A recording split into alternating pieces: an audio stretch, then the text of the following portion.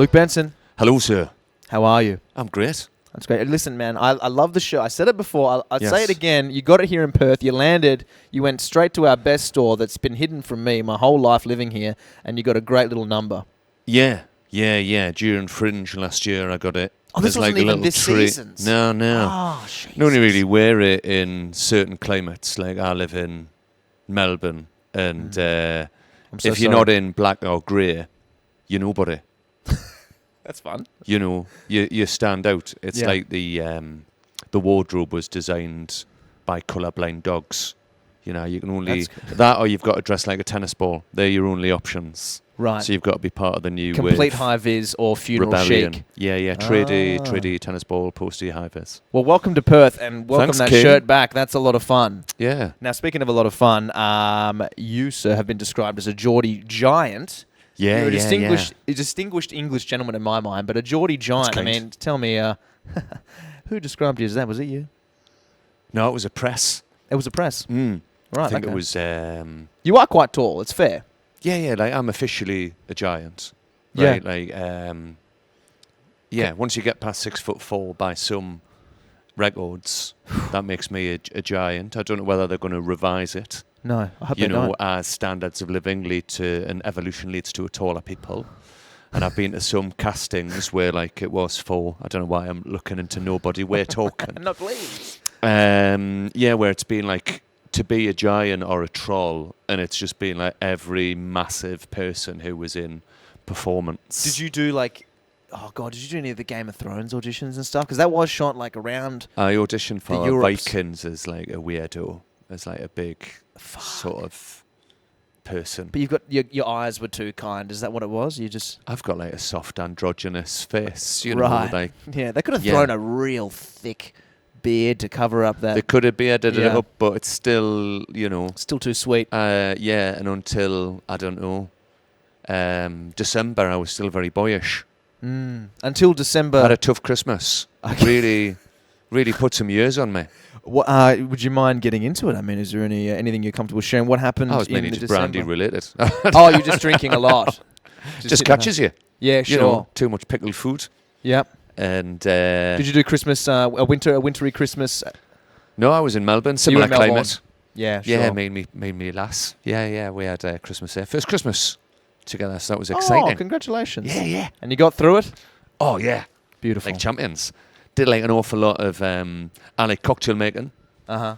And we found that we both really liked these ones called Godmothers and Godfathers, which is basically just amaretto and something. But if I put frangelico in and a bit of Oh, now nutmeg, you're talking. made Naughty. it Christmassy, I called it a fairy godmother. The fairy godmother. It's pretty smart. Give me the So, specs after the interview. That done and sounds done. good. Easy. Well, But yeah, listen, it was let's awesome. let's find out a little bit about you because I'm liking the energy. I'm feeling like you're an intellectual man.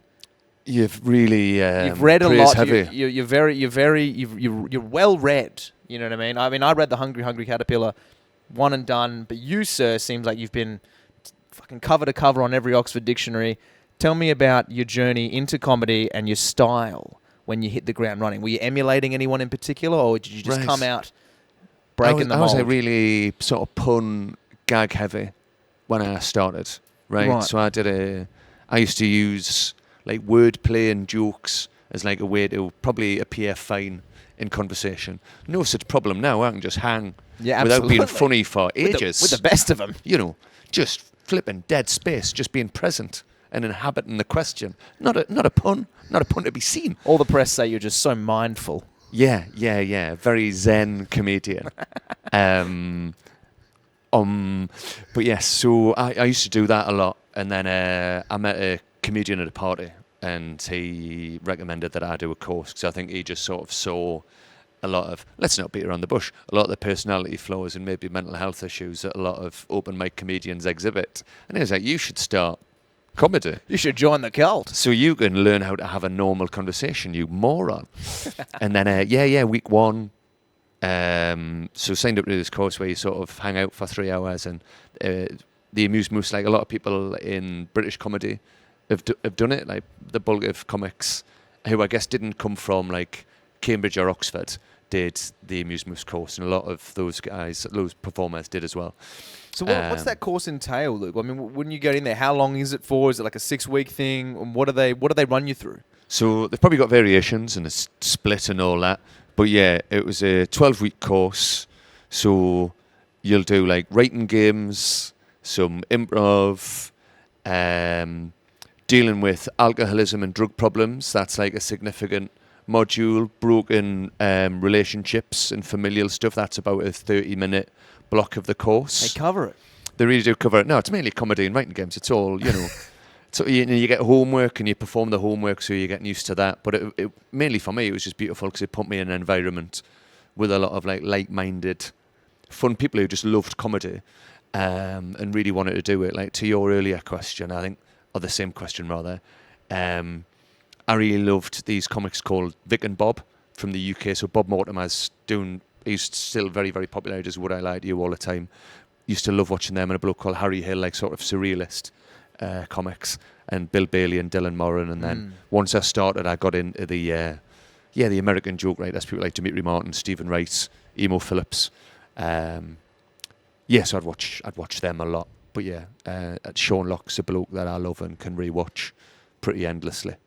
Fantastic, man. So you actually, you said it was quite like-minded people in this course. So you actually enjoyed your peers around you for the most part. Oh man, it was and magic. You kind of encouraged each other. What year was this in? Just people you could hang out with. Yes, right? Who loved talking about comedy and were able to sort of share in this pretty adrenaline heavy, like the thrill of performing and getting to perform in front of your mates and show off is like an avenue that you've probably not had before. Like I'm a former accountant. I was doing that at the time. Do you know what I mean? It was just sort of, I had not been afforded it. It didn't seem like something I could do previously, and all of that was incredibly, and still remains very exciting, albeit it's very much a part of my life now. So that was about 16 years ago, 16, 17 years ago. 16 years ago? Yeah. My goodness, Luke, have you, where does that put you? So I'm 39. You're 39? Yeah. My God. You are androgynous as fuck. You look incredible. Ageless. You can probably I still thought you be being androgynous. someone closer to the sun than the rest of us. It would have. Well, yeah, but I spend a lot of my time under a bridge collecting tools. I see. The troll tool. The troll tool. And it's the fountain of youth. It's good as a UV blocker. Wow. You check your index. No, that's very, very good. And you're under a cowl a lot. Simon. Yeah. Indeed. Thank you. He's generally shrouded by his trousers. Yeah, Simon Cowell, though. I mean, speak about a man desperately holding on Made to his all of youth. his money in capes. In capes. Is that true? Yeah. Simon Cape Cowell. Yeah, they invented the cowl. It's a cape variant. I feel like it's allowable. You can let that one slide, can't you? Absolutely. Yeah. I don't even know where we are it's right now. It's an offshoot. Now, I want to know if there's any pre-show rituals that you developed in this course. Is there anything that you implement today? Is there anything that you like to center yourself with before you come out there and terrify everyone with the sheer stature of you? Yeah, man. What I like to do to ground myself is I'll have a little cup of heroin. Mm-hmm. So I have a little bit of that, generally about 45 minutes before the show, if I can. Uh-huh. And then that really helps me sort of plant myself and feel my weight. And then you think it's all good. Yeah. Other than that, I might do a bit of Wing Chun. I see. If they've got a wooden man, I'll do my Selim Tao backstage. Just the first form. Yep. I'm not showing off. I'm not trying to impress anybody. Okay. Just trying to sort of centre. Could you possibly, that's just the upper body only, but is there anything you could run through us now on the form? Is there anything that you could show us now just with the... Well, it's all centre line, isn't it? Like a good joke. Yeah. So you start there, and then you're into, what is Pung Sao? Tan Sao, and then you're into your variants there. So it's doing that, and then you can do a bit of that in the dark. Try not to do that in front of the other comedians. Some of them might get clipped. You're doing that. Yep. There's a lot of people in comedy, they're pretty uncoordinated. They might just catch a stray. Yeah. And as lightning quick as my reflexes are. Or it might just put them off just seeing your physicality. Do you know what I mean? Yeah. Back there. Yeah. It's something that we all have to be mindful of. I mean, as talented athletes. There's so many things you can encounter in a green room, and a 6'4" man throwing down some Wing Chun before going out and telling jokes it's up there, isn't it? It is, but I like to think it helps us all be better people. Yeah, and thank you for doing the work you do. Make the world be the change that you would see in the world. And here we are. That's what I always say. Make the change, be the change you would see in the world. This is a lot of fun. Now tell me, you're in Melbourne. You're in Melbourne. Tell me when you moved there. I moved from there, the UK. I moved there 6 years ago. 6 years? Yeah. What made you move? I mean, the UK comedy scene, that seems like almost like a mecca to me in terms of the brilliance that sort of comes out of there, and then the writing prestige and the performing prestige of the comedians that come out of the UK. What made you want to make the move to Australia? Firstly, dead on. It is a mecca. Mm-hmm. People make a pilgrimage, they walk barefoot every year to get to the UK comedy scene. People went up through Turkmenistan from thousands of years ago to get to Mecca to see Eddie Izzard Jr., the senior rather, thousands of years ago. He was the first one. He was around Covent Garden. It wasn't called Covent Garden then. It's just called the Coven. Yeah. And they had a little bit of grass, and he'd busk there with Hung Lee. So I moved out here after that, obviously. I met a lady in the UK who was from Australia. Taylor's oldest time. Yeah. And time is old. Mm-hmm. What came first, the tale or the time? These are the things that keep me up at big night, Luke Benson. questions that I ruminate on in green rooms. So you came over, you chased the partner visa. So so I'd known her for a few years, and we got together, and then on like our fourth date, she said her visa was running out and she had to move back. And I said, can I come as well? I'd been in the UK, in London rather, for about 13 years and was ready for a break, I suppose. Yeah, and moved out. Yeah. And by this stage, when you're moving out to Australia, you're already, what point in the career are you at this point? Are you regularing at comedy clubs around the UK? Are you touring yet? Are you just sort of based locally? Where are you at? So I'm like a working club comedian. So I'm at tour festivals, I tour internationally and do shows around the world. But yeah, I was like a club comedian. No real like teeny tiny TV radio profile, but doing pretty well at festivals and good work on the club circuit. Yeah. And what was it about like comedy for you early on? I mean, you're taking the course, you're hitting the ground running, you're loving it. But what's the first thing? What's the thing that keeps you going when you feel it on stage? You're like, this is what I want. What do you try and aim for to get out of your shows, if that makes sense? For me as a performer, yes, what I performer. look to do, I recognise there's a lot more facets to doing comedy than just performance. But I really like it when it's an exercise in when I'm live now. I can be like a lot more present, and I feel like it's really satisfying when something's really nicely structured. So when I do like a festival show, I like that to have a lot of callbacks and be an opportunity to, I don't know, ideally make people feel better. I suppose that's the crux of it. Like Jess was on about in her one, about being mean or whatever it is, where competitors can sometimes be dicks, because that's like an easy laugh. What do you do? That's crap. It's way harder but far nicer to be positive or even be able to talk about some things that are uncomfortable or generally shied away from in a neutral or ideally accepting and compassionate way. So not to get too far into the weeds. In my last show, I spoke about mental health and being a bit when I was really not mentally well, but I was able to do all that from like a position of healthy adult and stuff like that. And it was really nice to have. I found it really rewarding when people would either drop me a message or they'd say when they were walking past, I had a bit of that. Thanks for talking about it and stuff like that. Or all people being like, it would have been nice to have been able to see that 20 years ago or 30 years ago. And then like similar thing when I spoke about drinking in like an earlier show.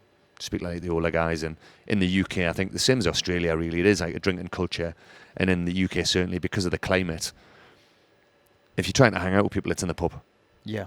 It's it's not as Barbie accepting or like let's go and kick a footy about as I find Australia is.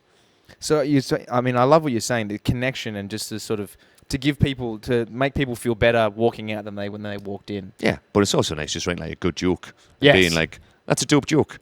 Or that's like a new, or like a really clear take, or a nicely succinct kernel of an idea, well explained. Those feel good too. That's really nice. Little jazz solos. Yeah. Free flowing. Yeah. A little bit for them, a little bit for you. Why not?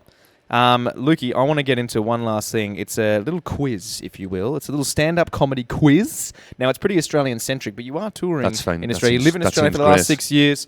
I want to see where you're at. There's a little bit of stuff thrown back to the UK. So if you want to go through this, it's 2.5 minutes. I'm going to time you. We have got... I can do a lot in 2.5 minutes. 15. I've heard the stories. 15 questions. Wow. 2.5 minutes. Quick We're going fire. to fire them off, okay? Sure. And your time begins now. A reference to a previous joke or theme later in a comedy routine is called a what? Callback. Correct. Question number 2. The final phrase or sentence of a joke or story providing the humour or another crucial element is referred to as a what? Sorry, can you repeat that? The final bit. The final phrase or sentence of a joke or story that provides a crucial element. I'd What's call that that called? either the tagline or the closer. Tagline, A I'll punchline. accept. Punchline, Punchline, there yeah. we go. Number 3. Who was the Australian-born comedian with Netflix specials such as Bear, High and Dry, and Intolerant? Jim Jeffries. Jim Jeffries, correct. Question number 4. A final and often strong joke to finish a comedy set is referred to as a what? Closer. There we go. The closer comes in. Number 5. Name the city that hosts the world's largest arts festival that runs annually in which many comedians make their mark. Edinburgh. Edinburgh, correct. Question number 6. Edinburgh Fringe Festival. Edinburgh Fringe Festival, circle back around. I was going to mark you wrong. Who often referred to as the father of Australian stand-up comedy, famous for his comedic characters, passed away early in 2023. Is that Barry Humphries? That is Barry Humphries. Well done, my good sir. CBE? I don't know. Sir Barry Humphries? I don't know what Sir Barry Humphries. He had some, he was part of the monarchy. Was he? He'd been given titles, yeah.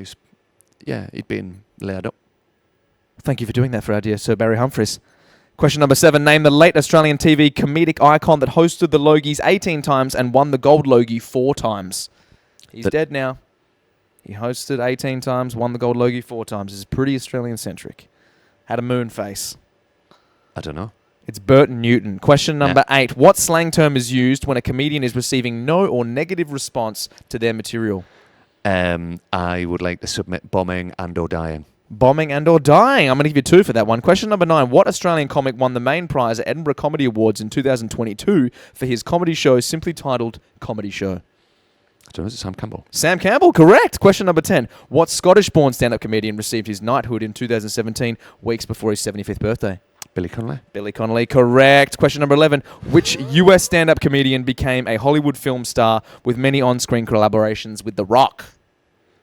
Kevin Hart. Kevin Hart. Question number 12. What Australian stand-up comedian and TV host had the catchphrase, "Say hi to your mum for me"? Oh, well, that's my catchphrase. Oh, that's yours. Yeah. Sir Luke Benson, correct. Question number 13. Stand-up comedian turned actor Robin Williams won an Oscar for the Best Supporting Actor in the 1997 of which film? Best supporting actor. Mm-hmm. Which film was it? I don't know. Is it Mr. Doubtfire?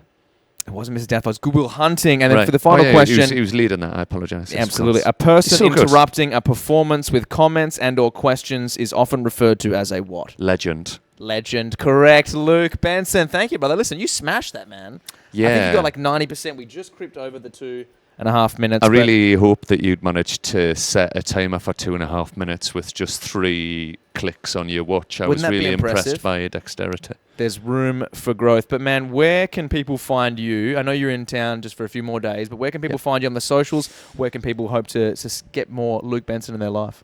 If they follow me on Instagram, I'm on as Luke Benson Comedy, and I would appreciate their followship. Their followship. That's the first time I'm hearing that term, and I hope you've trademarked it. It's in. Fellowship of the Ring. We're doing it. Fellowship of the Ring. Patent pending. Luke Benson, ladies and gentlemen. Thank you, brother. Cheers, King.